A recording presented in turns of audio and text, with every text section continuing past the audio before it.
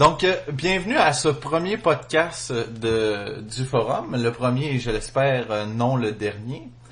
Et puis, pour ce premier podcast, nous avons différents invités, tous des membres du forum. Et puis, donc, chaque participant au podcast a reçu une liste de questions que j'ai préparées sur le sujet d'aujourd'hui.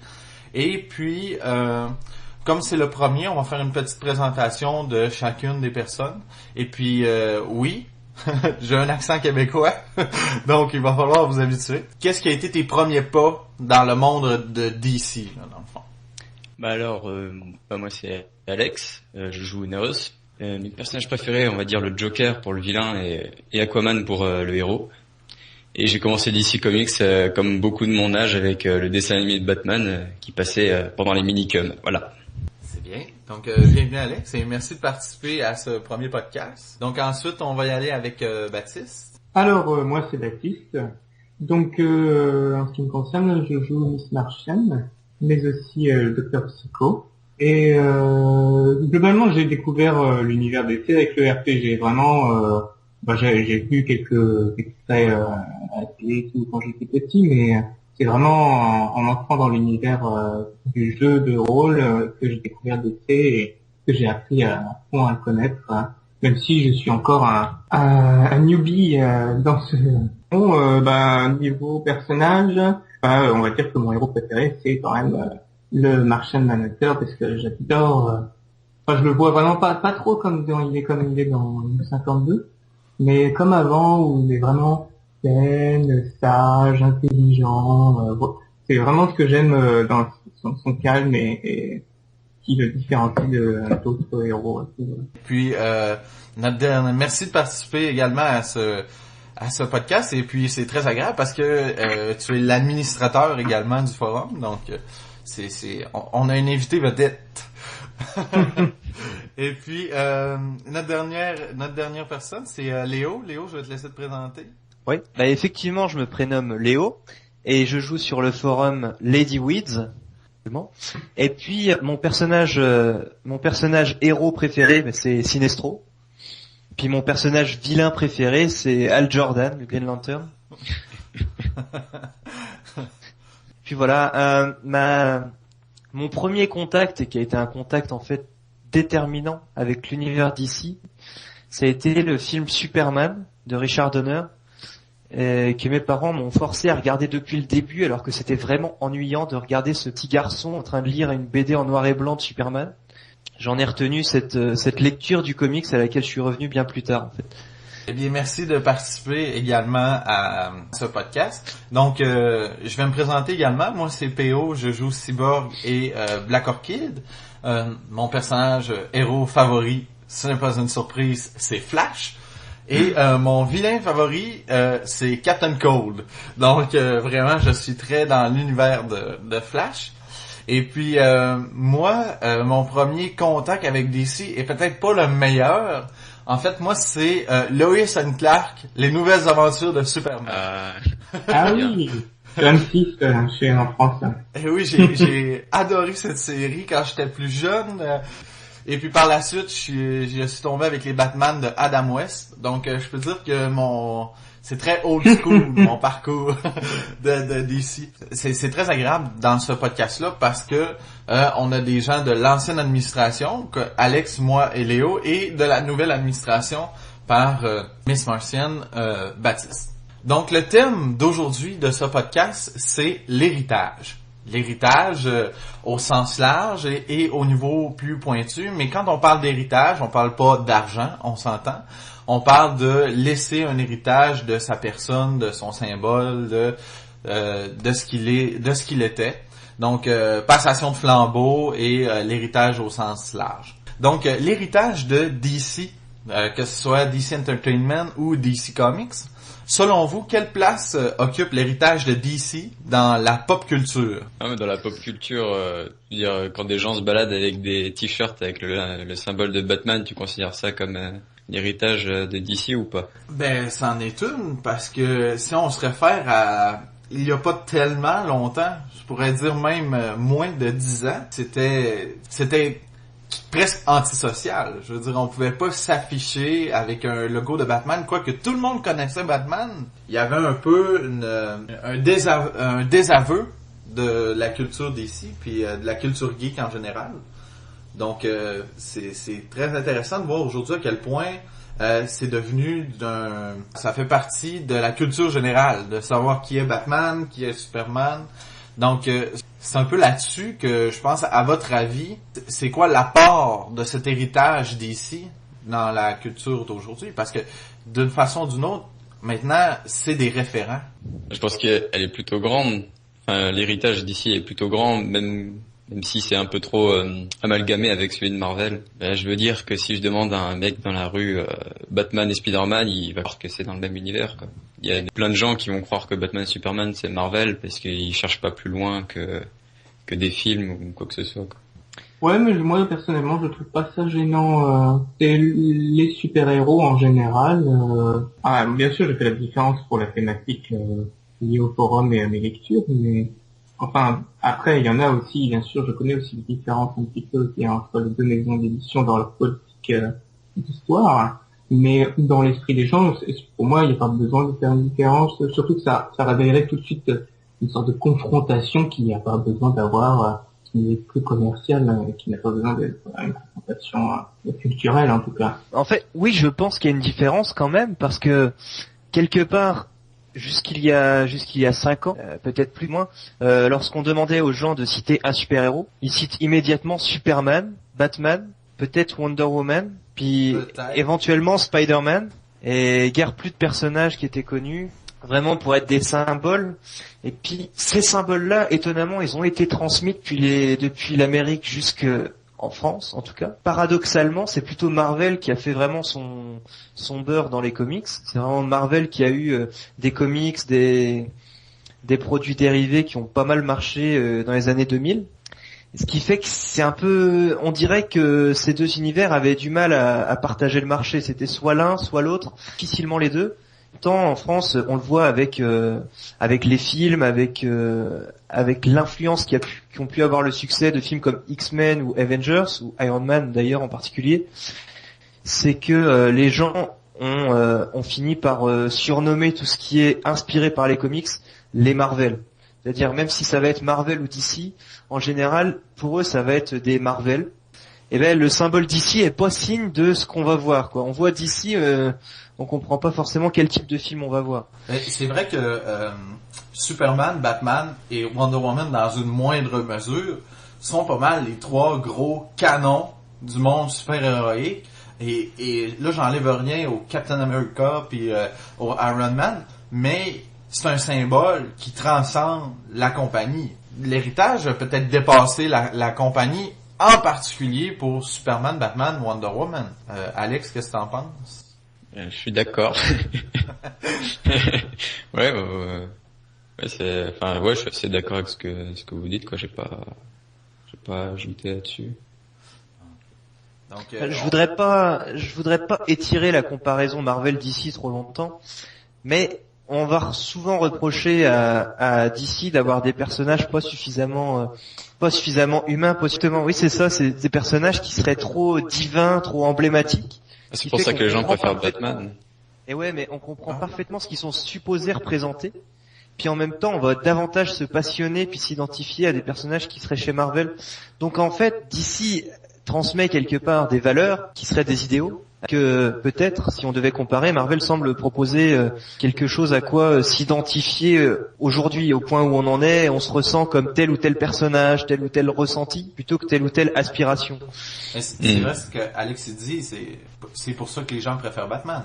C'est ton cas, Alex, je pense aussi. C'est pour ça, ouais, qu'à l'époque, Superman c'était le préféré, parce qu'à l'époque on avait besoin plutôt, j'imagine, d'un idéal. Et maintenant on préfère avoir un héros terre à terre, un peu plus humain, un peu moins droit aussi. Et puis Baptiste, toi en tant que personne qui dit qu'il connaît pas nécessairement, mais t'es conscient des symboles qui représentent plus que le média de la BD, ces choses-là comme ça. En tout cas, oui, à chaque fois qu'il y a des enfants qui viennent en classe de découverte, par exemple, il y en a certains qui ont des choses sans vannes. Donc il y a les images qui sont perpétuée par la culture commerciale liée au-delà de l'univers même, et qui fait qu'on s'y habitue. Et globalement, on les apprécie naturellement. Moi, comme tu disais par rapport aux t-shirts, j'ai encore vu quelqu'un récemment que je connais qui, à mon avis, n'est pas vraiment à fond sur le super-héros, mais il porte un t-shirt Superman. Donc voilà, c'est à ce niveau-là, c'est quelque chose qui est ancré dans la réalité, et c'est des personnages qui sont intéressants parce que même s'ils sont divins, globalement, on va pas porter un t-shirt de Zeus. Donc voilà, c'est quand même quelque chose qui est relié à la culture actuelle, ouais. Bon, ben, je trouve ça super intéressant parce que c'est un peu le point que je voulais soulever, c'est que maintenant, ce qui était avant considéré un peu comme la sous-culture, quoique je crois que les BD, encore les comics, soient considérés comme de la sous-culture, ce qui est à mon avis une erreur, mais je veux pas embarquer là-dedans. Ce qui était considéré comme la sous-culture est devenu de la culture populaire. Ça, c'est au même titre que les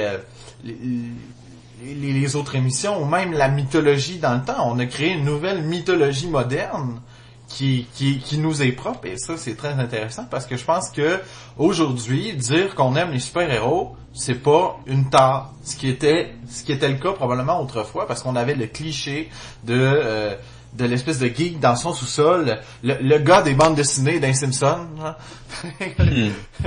Donc, je pense que c'est vraiment intéressant, puis je trouve ça le fun, puis juste donner un point, c'est que on entend souvent beaucoup de ce que j'aime appeler les puristes, ce qui est un peu mon cas, puis que je sais qu'il est le cas de Léo un peu, dire que dans le fond, tu peux pas apprécier un film de super-héros si tu connais pas le héros. Mais c'est pas le cas parce qu'à mon avis, plus il y a une grande démocratisation du monde des super-héros, et plus on va y gagner à pouvoir parler de notre passion avec toutes sortes de personnes. Et puis ça amène des gens, ça amène des gens comme Baptiste à s'intéresser à un univers qui au départ peut sembler difficile d'approche. Ça marche aussi parce que les films sont plutôt bons en général, enfin, du moins pour l'avis du public. Oui, effectivement, les films et les nouvelles séries qui s'amènent. Oui, c'est clair que pour moi, c'est les films, c'est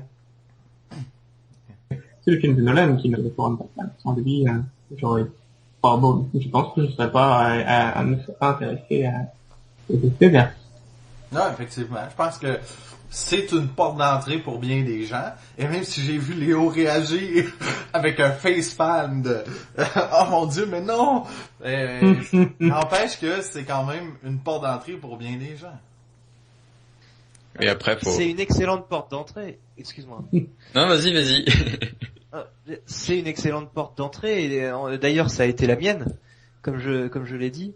Mais c'est une excellente porte d'entrée lorsque le film est objectivement bon. Je parle même pas de fidélité, mais je parle de qualité justement dans le médium qu'il a. Et on rentre pas dans Man of Steel. On rentre pas dans Man of Steel. Je vais pas rentrer dans Man of Steel. Je vais rentrer dans un film qui a fait un flop critique justement, qui est Green Lantern, qui est fidèle, puis qui était objectivement assez mauvais. Donc, comme quoi la fidélité n'est pas un critère de bonne image du film et du super-héros, puis de bonne démocratisation du super-héros. C'est-à-dire qu'aujourd'hui, presque tout le monde qui a vu le film Green Lantern part de la considération que Green Lantern c'est nul. Mais sexe existe. Et à ce niveau-là, je voudrais bien faire une remarque par rapport à une vidéo de comment il s'appelle, Nostalgia Critique, que j'avais vu, qui était amusant. Il parlait du film comment ça s'appelle là, le espèce de chat orange là qui parle d'écologie. Comment il s'appelle déjà? Garfield? Non. Chat orange. Non, c'est Dr. Seuss, l'histoire. Il aurait été justement, donc j'ai retenu le Lorax. Le Lorax, voilà. Et donc il fait la critique du Lorax, c'est intéressant parce que moi j'ai bien aimé le film, mais lui il le brise dans tous les sens parce qu'il respecte pas du tout l'histoire même du bouquin. Mais il termine par une note positive et que j'aime bien, dans le sens où le film, lui, il le trouve très mauvais, mais c'est pas grave, parce que de toute façon, les gens, ils vont le voir, ils le trouvent mauvais, mais en même temps, ils le connaissent maintenant, et la prochaine fois ils entendront peut-être parler du bouquin ou des choses comme ça, ils se mettront à lire ce bouquin, et ils découvriront que dans le bouquin, c'est complètement différent, et que c'est très intéressant. Donc à mon avis, même les ratés ont un intérêt. Et c'est pas parce que t'as passé un mauvais moment dans un film que tu considères que le personnage est nul. Je suis pas sûr. Hein. En tout cas, j'aime bien cette note positive. Et puis, juste pour rajouter à ce que Baptiste dit, c'est que l'année de Green Lantern qui est sortie, malgré qu'il a été détruit par la critique, Ryan Reynolds a gagné le MTV Award Teen Choice pour le rôle de Hal Jordan. Ce qui veut dire que les adolescents ont adoré son rôle de Hal Jordan. Au vote populaire, c'est lui qui a gagné. C'est pour ça que je dis les films qui marchent bien, je parle pour le public, pas pour les gens qui s'intéressent un peu plus à la qualité du film ou à sa fidélité. Les mecs, ils voient un film où il y a un peu d'action, ils sont contents, ça leur suffit. Même si c'était pas très joli, Green Lantern. Transformers! Voilà. Michael Bay en général. Exactement. Bon, je pense qu'on va passer à notre prochain point héritage, à moins que vous aviez quelque chose de plus à ajouter. Mais non, d'accord. Donc le prochain point, c'est l'héritage des héros et les héritiers. Donc là, on va rentrer un petit peu plus dans le vif du sujet, en étant un petit peu moins large. Mais pour faire rapidement un tour, on va... Selon vous, c'est quoi l'héritage d'un super-héros? C'est quoi l'héritage d'un super-héros qui peut léguer à son héritier? Léo, voudrais-tu commencer avec ça? C'est une question assez compliquée, la question de l'héritage. Par exemple, on pourrait dire, et on peut, peut-être même qu'on doit dire, que, par exemple, Green Lantern transmet au monde, tous ceux qui, dans leur culture, savent que Green Lantern et le corps des Green Lantern existent, puis ont la philosophie qu'ils ont, que l'ordre peut combattre le mal et que s'organiser puis s'engager, ça permet de régler tout un tas de problèmes, de la même manière que Flash peut ou Superman aussi peuvent défendre l'espoir et la croyance en la bonté de l'homme et en la coopération des hommes, ou Batman peut lui-même aussi transmettre un certain nombre de valeurs de justice et de, comment dirais-je, de non-acceptation de la criminalité, Okay. de non-compromis. Dans le fond, ce que tu veux Ça, dire, c'est un héritage au sens vraiment très les très idéaux. abstrait. C'est principalement les idéaux et le symbole qu'ils représentent. Je crois que ça fait partie de l'héritage. D'accord. Oui. Oui, allez-y. Non, j'ai la parole. Désolé. Alors, par rapport à l'héritage, donc pour moi, il y a plusieurs sortes d'héritage. Là, tu parles des valeurs, ça peut être aussi tout simplement des objets. C'est souvent ce que tu entends par là par argent. Oui. Bon, l'argent, ça n'a aucun intérêt. Et l'équipement, par exemple, à ce niveau-là, on pense à certains héros, comme par exemple au dernier personnage, un des derniers personnages qui était sur le forum que j'ai découvert, qui est intéressant, c'est la fille de style qui devient style, par exemple. Donc vraiment, bien sûr, ça s'accompagne pas seulement de cet équipement, il y a aussi les valeurs qui sont derrière la façon de se comporter dans ce rôle de justicier qu'on tente de reprendre. Et ça c'est vachement je trouve c'est très intéressant aussi parce que c'est un véritable héritage, puisque là il y a une coupure, l'oncle le père arrête, sa fille continue. C'est pas par exemple le cas de certains héros où les jeunes continuent, mais le mentor lui continue aussi, donc il n'y a pas un vrai héritage dans le sens l'héritage, c'est quand t'as fini. Il n'y a pas de passation, tu sais, Ouais. C'est un partage du nom et pas une passation. Mais en même temps, on est attaché à ces mentors, donc on a envie de les voir, on n'a pas envie que Batman il arrête vraiment. Et ils font du fric aussi. Oui. Oui, c'est sûr. Et oui, il y a des réflexions commerciales aussi derrière ça. Donc, pour l'instant, on aurait les valeurs et les idéaux, on aurait l'équipement. Est-ce que Alex a autre chose à ajouter sur qu'est-ce qu'un héritage? Qu'est-ce qu'on doit passer à un héritier? Non, je pense que, c'est le symbole, mais c'est compris dans l'équipement, en quelque sorte. Dire de la chausserie de Batman, C'est intéressant, ça. ça suffit pour savoir que c'est un héritier de Batman, quoi. Pas Ah oui. obligé d'avoir les mêmes gadgets ou les mêmes costumes, exactement, quoi. Donc, le symbole, mais également le nom, parce que Batman, on va chercher des Batgirls, on va chercher des... Donc, le nom peut être important, je pense. Oui, c'est vrai aussi. Du moment que ça connote à Batman ou dans un autre exemple, ben ça suffit pour que ce soit considéré comme de l'héritage, quoi. Je pense quand même que le plus important les valeurs, tout ça, la philosophie, parce que je prends l'exemple de Nightwing qui n'a pas le symbole de Batman, il n'a pas le costume de Batman ça fait un moment, quoi. Mais est quand même un héritier de Batman si c'est le plus grand. Je vais arrêter là parce que exactement on va rentrer là-dedans. C'est-à-dire donc maintenant on a défini qu'est-ce qu'un héritage, qu'est-ce qu'un héritier doit avoir pour représenter l'héritage d'un personnage, qui se trouve à être les valeurs, les idéaux, l'équipement, le symbole et peut-être le nom. Donc vous avez tous eu la liste. J'ai plusieurs héritages connus du monde de DC. Et puis, j'espère susciter des conversations reliées à ça parce que je pense que moi, je suis pas d'accord avec tout ce qui a été dit. Et puis, ça va être très intéressant à voir parce que je sais que Léo aussi a ses idées parce qu'on en a déjà parlé. Et je sais également que vous aussi, vous avez vos idées par rapport au bagage que vous avez. Donc, on va faire un jeu. Je vais vous nommer Ah oui. je vais vous nommer un héros, je vais vous nommer un héritier qu'on associe à ce héros-là, et on va essayer de voir si c'est réellement un héritier ou pas. Ça vous tente? Ça marche. Explain. Donc, on va commencer par le monstre chez DC, le plus populaire de tous, Batman. Donc, le premier, il a été nommé Nightwing. Est-ce que Nightwing est l'héritier de Batman? Je vais laisser Alex qui avait commencé sur le sujet. Je vais te laisser compléter ton idée. Ça marche. Alors pour moi, oui, c'est l'héritier de Batman. Déjà premièrement parce que il prend sa place quand Batman n'est plus là, quand Bruce n'est plus là.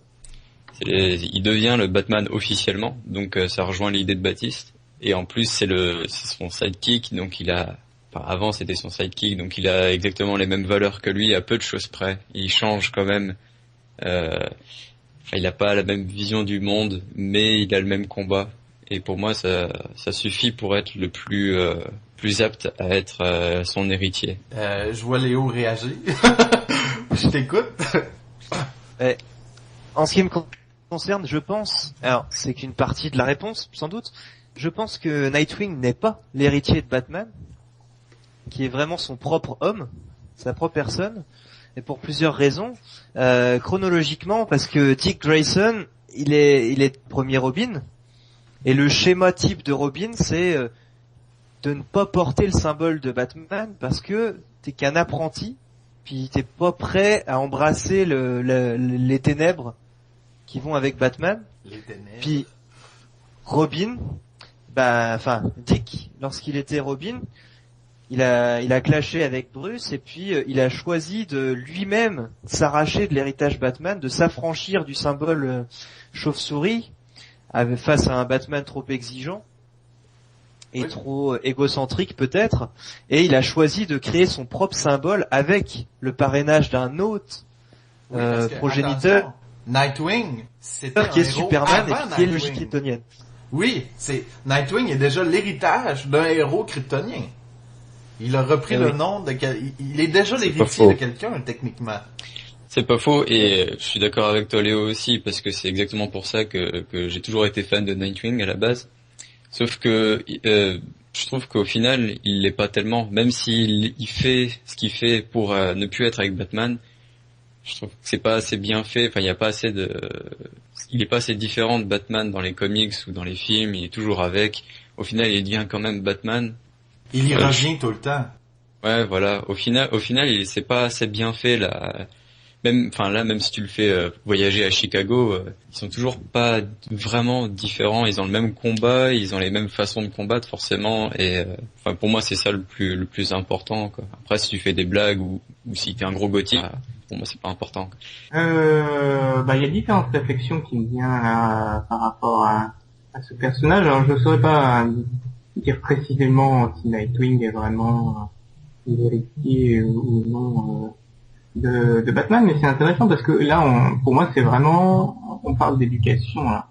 Et c'est un domaine qui m'intéresse pas mal, puisque c'est un petit peu mon job. Ce qui t'intéresse, c'est le fait que c'est de l'éducation. Alors, donc, particulièrement dans cette notion, c'est est-ce que ça touche à l'éducation. Et l'éducation, c'est intéressant parce que c'est clair que l'éducation est permanente, surtout l'éducation. L'apprentissage est permanent chez les personnes et globalement, on peut dire que Batman a été l'éducateur de Nightwing. Après, Nightwing a deux manières de réagir. C'est pour ça que l'éducation peut être un échec, c'est que tout simplement, soit la personne d'en face est réceptive et elle apprend, soit elle est en désaccord et dans ce cas-là, elle rejette. Mais pour moi, ça compte aussi dans l'idée d'héritage. Tu peux héritier de certaines choses, mais c'est ton opposition à ces choses-là qui fait que tu es quand même le produit de cet héritage, même si tu t'en es opposé. Je ne sais pas si je suis très clair, mais en tout cas, voilà, comme globalement les personnes sont influencées par leur environnement, les personnes qu'elles rencontrent, etc., et Nightwing est évidemment influencé par Batman, et dans ce cas-là, c'est un produit de Batman, en tout cas en grande partie. En plus, ça a été son unique relation, quoique, heureusement, il s'est ouvert à d'autres personnes. Et c'est pour ça qu'il a changé. Pardon. Voilà, je sais pas si je suis très clair.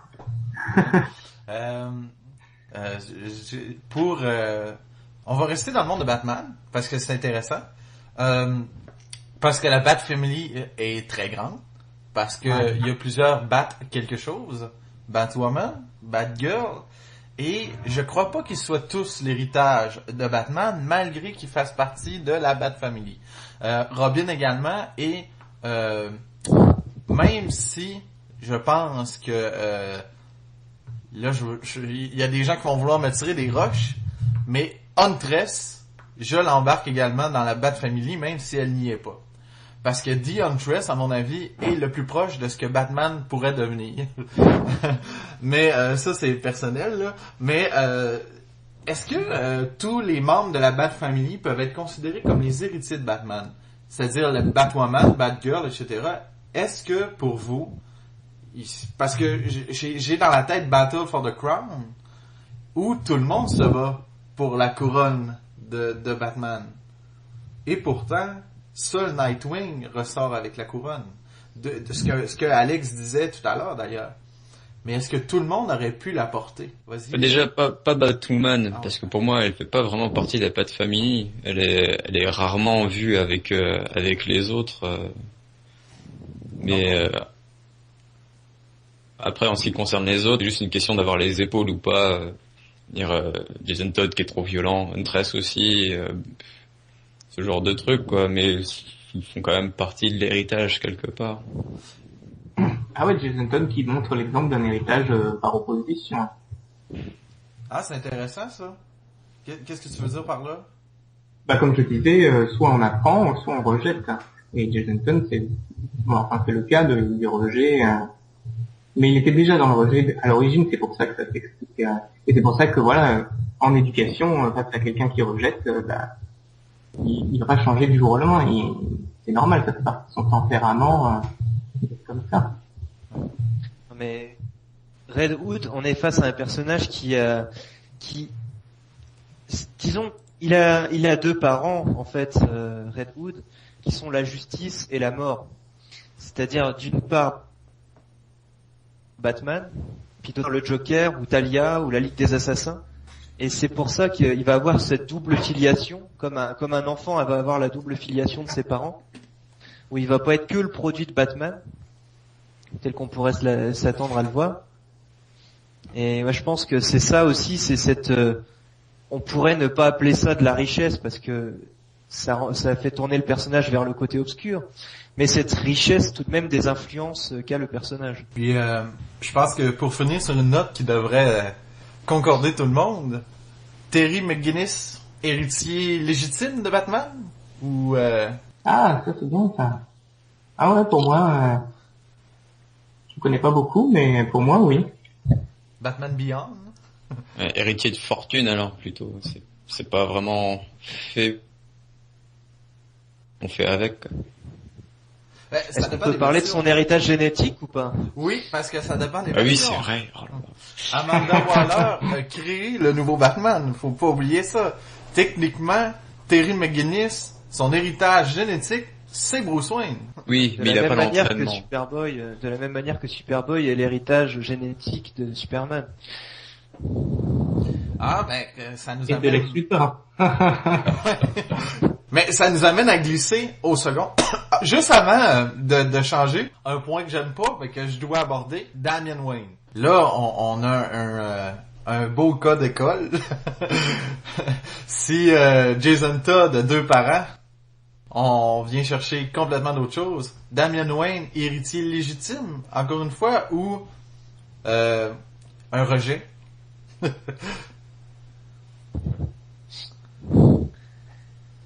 Bon, période de C'est- réflexion, hein, c'est pas une question facile. C'est l'héritier de base, oui. Enfin voilà, parce que c'est son fils. Ah, mais Forcément, ça- il va hériter forcément de pas mal de choses, surtout qu'il a le bon entraînement, tout ça. Mais Mais est-ce j'ai que pas vous avez- envie. Est-ce que vous avez lu Batman 66? Batman Ah, non. 666? Où il devient le Batman? Ouais. Mais en fait, Damian, il est vraiment l'héritier de plusieurs influences classiques chez DC Comics quand même, qu'il faut savoir reconnaître.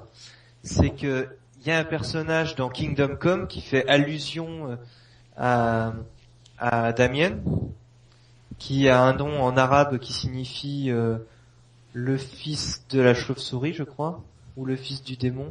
Donc ce personnage existe dans Kingdom Come, qui est peut-être le futur le plus officiel de DC, même si on sait pertinemment qu'on n'ira pas vers ça. Et puis, il est, comment dire, son existence est déjà présupposée, son existence est déjà trouve sa genèse dans le classique, dans la classique saga La fille du démon, où effectivement on a une romance, aussi éphémère soit-elle, entre Talia al Ghul, la fille de Raz, et avec Bruce Wayne, ou en tout cas Batman. Et donc la possible conception de cet enfant se trouve déjà là. Donc on ne peut pas simplement dire que Damian est un ajout, mais il est essentiel à l'existence même de la problématique de la Ligue des Assassins avec Batman. Donc sa présence, elle est On va dire que Damien est génétique à plusieurs essentiel. niveaux. Il est là dès la genèse. Il est là dès la genèse du rapport entre Batman et la Ligue des Assassins. Je vais nous déplacer d'héritage. Un héritage qui est débattu, je pense, du côté de Batman. Pour un Alors, je peux héritage... t'interrompre. À mon avis, Batwoman répond vraiment à l'héritage de Batman en tant qu'il est son inspiration première et en tant qu'elle est celle qui lui ressemble le plus. C'est-à-dire qu'elle n'a pas Batman pour mentor, de la même manière que Batman n'a personne pour mentor, bien qu'il soit sa source d'inspiration, mais elle a son propre Alfred qui est son père, le général Kane, qui joue exactement le même rôle à la fois de pater-éducateur de la personne qu'elle est devenue, et en même temps de contact radio, d'intendance, etc. Ils fonctionnent exactement sur le même système. Ils ont le même rapport à la police. Ils sont vraiment très très similaires comme personnages en fin de compte. C'est-à-dire, sans être son héritier génétique, elle est vraiment un héritier mimétique du personnage. Ah ouais, c'est intéressant. Je connais pas beaucoup ce personnage. Donc, je reprends. Pour un héritage peut-être plus controversé, qui est celui de Batman, un qui coule plus naturellement, l'héritage de Flash, qui est, à mon avis, un des meilleures passations de pouvoir de tout l'univers d'ici. Ben, dans le sens où il est pas contesté, qu'il n'y a qu'une seule possibilité. Dans le sens où le sidekick, parce que si on fait un résumé rapide de l'héritage Flash, on a Jay Garrick qui est le premier Flash. Ensuite, on a Barry Allen. Ensuite, on a Wally West qui était anciennement Kid Flash. Et ensuite, on a Bart Allen qui était anciennement Kid Flash. Là où le sidekick, le protégé, devient le héros lorsque le héros ne désire plus le prendre. Bon, il y a eu un court laps de temps où on a eu tout le monde en même temps, sauf que techniquement, il y a eu une réelle passation des pouvoirs. Je pense qu'au bout du compte, c'est un héritage qui coule assez bien. J'aimerais entendre vos avis là-dessus. Peut-être commencer par Baptiste, qui regarde un peu plus de l'extérieur sans lire les BD. C'est vrai que alors l'univers Flash, c'est vraiment un truc que je connais pas du tout. J'ai pas eu de lecture là-dessus depuis que je me suis mis au comics. Quelques petites références liées aux séries animées et tout. C'est tout.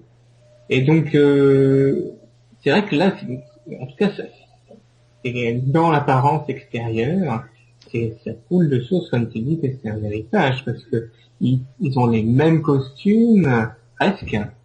Ils portent le même nom. On peut juste dire 1, 2, 3, 4. Ouais, à quelques voilà. variances près. Là.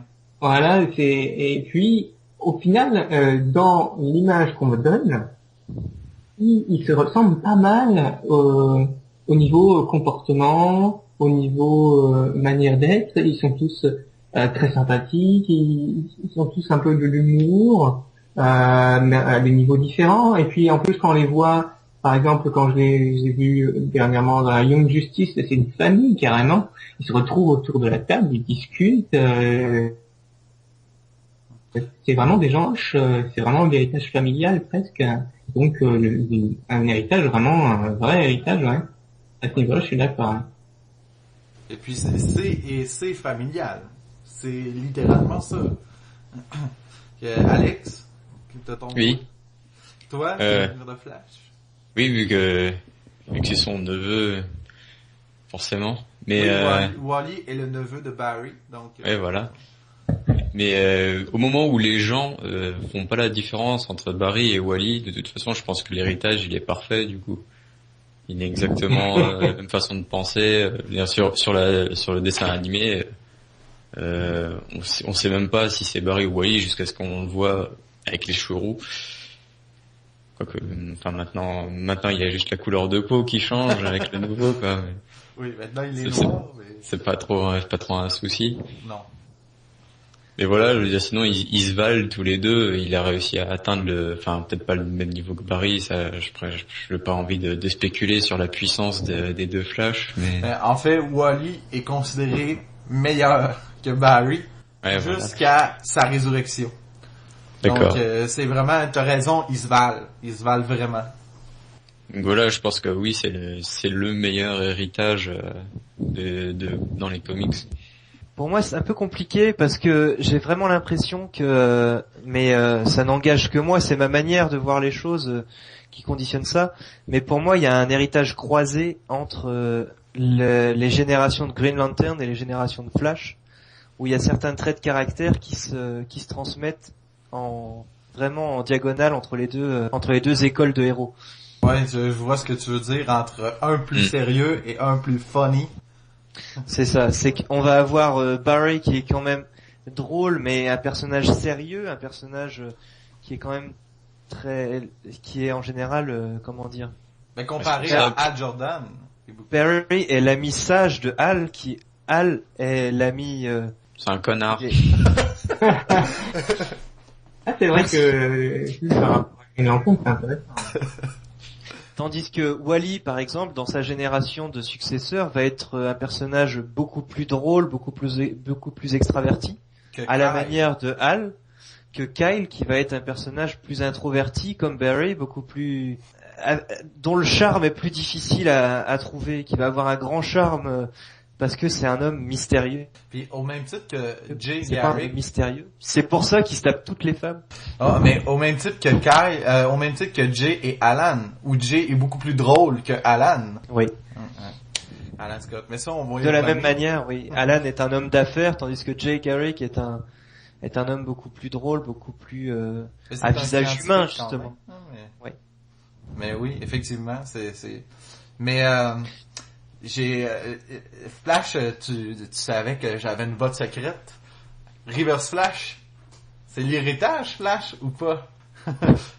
Parce que pour faire un rappel, non seulement Reverse Flash, on va expliquer Reverse Flash un petit peu parce qu'il n'est pas nécessairement connu. Reverse Flash, c'était un scientifique du futur qui avait une passion pour Flash. Il a basé toutes ses études sur la Speed Force et sur Flash et il a utilisé une machine pour voyager dans le temps afin de revenir à l'époque moderne pour rencontrer son héros. Mais lorsqu'il a découvert que son héros était responsable de sa mort, il a complètement disjoncté et il a décidé de détruire Flash et tout ce qui était à son alentour. Le problème, c'est qu'il ne peut pas tuer Flash. Parce que en venant du futur, s'il tue Flash dans le passé, il deviendra jamais Reverse Flash. Donc, c'est parce que c'était son sujet d'étude. Et puis, autre point que beaucoup de personnes ignorent, c'est que Eobard Thawne est génétiquement lié à Barry Allen, car lorsque Barry est né, il avait un jumeau qui s'appelait Malcolm Thawne, qui a été donné à d'autres parents. Donc, techniquement, ils sont même de la même famille. Donc, est-ce que Reverse Flash est, à la manière peut-être de Jason Todd, un héritier qui rejette son héritage? Je pense que, enfin, pour moi, oui. Il a le symbole, les pouvoirs, il a juste pas comme tu dis, comme Red Hood pour Batman.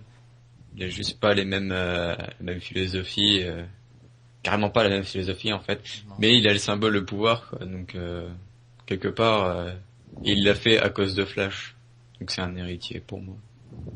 Pour moi, j'associe ça à utiliser l'image de Che Guevara pour faire du commercial. C'est-à-dire, il a récupéré le symbole, il a récupéré la notion, toutes les notions scientifiques qui font le pouvoir, pour représenter effectivement exactement l'inverse de ce que Barry a voulu transmettre dans les générations futures et surtout dans le monde dans ce moment-là. Donc il y a une inversion des valeurs, mais qui va de pair avec la création de n'importe quel symbole. Tout symbole, à partir du moment où il est créé, peut être subverti ou corrompu. J'avoue que c'est une bonne question, mais dans le fond, on l'associe plus à un némésis qu'à un héritier. Ah, mais s'il est la cause, si Flash est la cause de son némésis, de sa némésis plutôt. Ah mais attention, tous les némésis sont causés par le héros. Joker est causé par Batman, Zod est causé par... Lex Luthor est causé par Superman, et même Zod est causé par Superman, ça dit en passant. Et Reverse Flash est causé par Flash. Après, là, ce que je trouve intéressant, et par rapport à un Joker ou donc une admiration à l'origine. Donc il y a et ça me fait penser au film Indestructible, que je trouve que très bien aussi dans cette idée où les fans de détruire son idole. Bah là, c'est à peu près le même ce même schéma qui pour moi plus lié à un héritage que le Joker lié au Batman. Le Joker n'est pas fan de Batman d'origine. Le mal nécessaire. Je sais pas, mais en tout cas, c'est pas là, on est vraiment un bonhomme qui, comme tu l'as dit, qui a de l'amour pour cet autre personnage et bien sûr, par une déception etc., quelque chose passe de l'amour à la haine assez facilement, mais en tout cas, c'est pas comme il y a d'autres schémas, d'autres personnages comme ça, je crois, mais voilà, la plupart ne le sont pas, en tout cas. En fait, il y a aussi de la part de Reverse Flash un désir de sauter de l'héritage de Flash. Il y a quelque chose de très mythologique de trouver sa propre puissance dans le déicide. Il veut détruire son idole pour enfin être maître de son destin, et il en est incapable jusqu'au point de Flashpoint où se posent de nouvelles problématiques. Effectivement. Et où il a justement cette opportunité dans New 52, mais non. c'est pas grave. Et il recherche cette opportunité-là de trouver sa propre puissance à travers la destruction, fût-elle symbolique, de l'idole qu'il a vénérée. Je comprends. J'aime l'idée. Un héritage qui ne s'assume pas, en fait, qui n'accepte pas. Il est l'héritier, mais il veut pas l'être. Donc c'est très intéressant, parce que c'est vrai que dans le fond, il est l'héritier au moins de son savoir, parce que pour avoir travaillé tellement longtemps sur le sujet. C'était mon petit cadeau de parler de Flash comme ça, parce que vous savez que je l'aime beaucoup.